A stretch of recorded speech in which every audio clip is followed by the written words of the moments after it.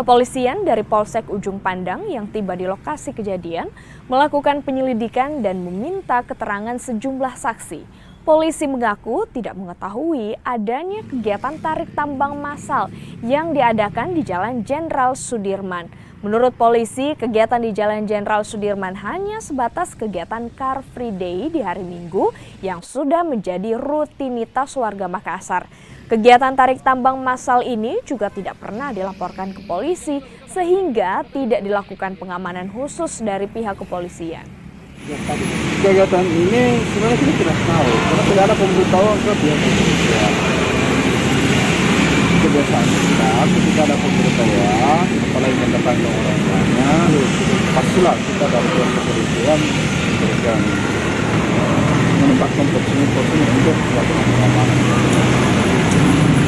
Ya, jadi kegiatan tadi sebenarnya yang kita tahu kegiatan Car Free Day yang rutin dilaksanakan di Jalan Forum Sudirman ini.